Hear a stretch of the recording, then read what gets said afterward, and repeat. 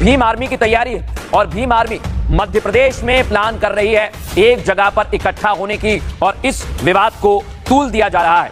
अब मैं आपको अगली तस्वीर दिखाऊंगा कैसे ये पूरा विवाद बढ़ा है। ये आप देख रहे हैं एक अनिल मिश्रा नाम के वकील हैं, उन्होंने एक टिप्पणी की, उसे लेकर ये लोग सड़कों पर आ गए और कैसे विरोध दर्ज करा रहे हैं, सुनिए जरा।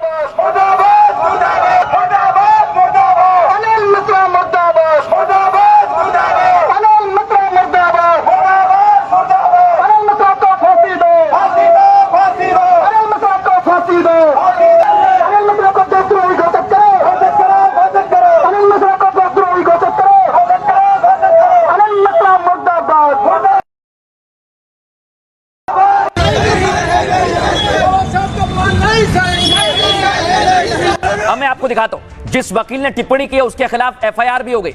ये है वो वकील साहब और इनके खिलाफ एफआईआर हो गई है, लेकिन आज इन्होंने खुद ही थाने में जाकर अपनी गिरफ्तारी दी। अगली तस्वीर दिखाइए, ये आप देखिए गिरफ्तारी देने पहुंच गए और उनके साथ समर्थन में कई लोग पहुंचे। उनका कहना है कि अगर इनको धमकी दी जाएगी तो हम भी मैदान में खड़े रहेंगे।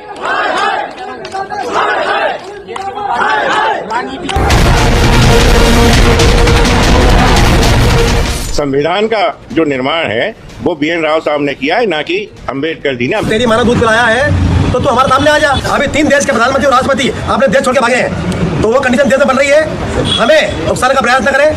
देश में आग लगाने की साजिश हो रही है, हिंदुस्तान को नेपाल बनाने की हर संभव कोशिश हो रही है, सियासी दल जेनजी को भड़काने की हर संभव कोशिश कर रहे हैं। हिंदुस्तान में आग लगाने की साजिश का ताजा मामला MP का है, जहां चंद्रशेखर आजाद की भीम आर्मी ने जेनजी को सड़कों पर उतरने का आह्वान कर दिया। बहुजन समाज के जितने भी अनुयायी लोग हैं, नव युवा पीढ़ी है, जैन जी है, वह आज सड़कों पर है और क्रांति के लिए आतुर है। भीम आर्मी ने ग्वालियर के एक वकील के बयान के बाद यह ऐलान किया। उस वकील ने संविधान के निर्माण में बाबा साहेब अम्बेडकर के योगदान पर सवाल उठाए हैं। संविधान का जो निर्माण है वो BN राव साहब ने किया है, ना कि अम्बेडकर जी ने। अम्बेडकर जी तो संविधान को जलाना चाहते थे। तो सवाल ये कि क्या कोई देश में बड़ी साजिश रची जा रही है? सवाल ये क्या मोदी और मोहन सरकार के खिलाफ बहाने तलाशे जा रहे हैं? सवाल इसलिए अहम है कि अगर किसी ने बाबा साहेब पर सवाल उठाए तो क्या ये उसका अधिकार नहीं है? क्योंकि बाबा साहेब केवल एक समुदाय के नहीं पूरे देश के हैं, और अगर किसी ने आपत्तिजनक बयान दिया तो देश में कानून है या नहीं? हमने एक व्यक्ति विशेष को बुरा कह दिया, गंदा कह दिया, जो मेरी राइट टू स्पीच के अगेंस्ट है। मेरे को बोलने का स्वतंत्रता है, अधिकार है। तो इसलिए इस आधार पर अगर कोई FIR हुई है जहां मैंने कोई अपराध नहीं किया, तो मैं पुलिस को यह सुविधा दे रहा हूं कि मुझे अरेस्ट करें और जेल भेजें।